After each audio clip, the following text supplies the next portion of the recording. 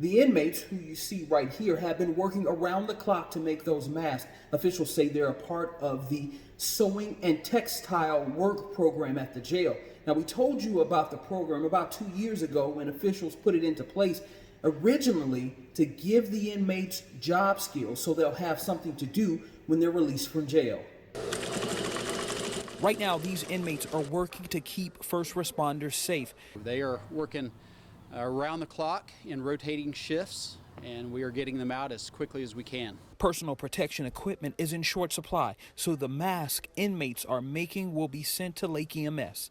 They are designed for patient care, meaning that as a patient presents with symptoms such as fever and cough, they will be used to place on the patient to help stop the spread of this COVID-19. The Sheriff's Office has partnered with Lake Support and Emergency Recovery, Inc., or LASER, which has provided all of the materials for the mask. They've asked us to produce up to 10,000 of them.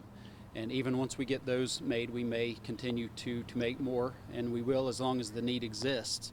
Once the masks are done, LASER, who are then going to be responsible for having them commercially cleaned and sanitized, and at that point they will then be turned over to Lake EMS. When the Sheriff's Office launched the sewing program back in 2018, spokesman John Harrell says he never imagined the women would be doing something like this.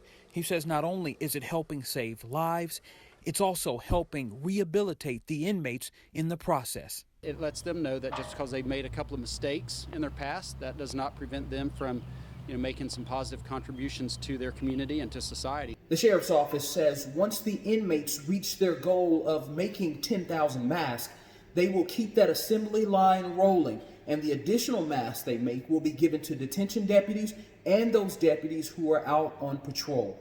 Mert Price, Channel 9 Eyewitness News.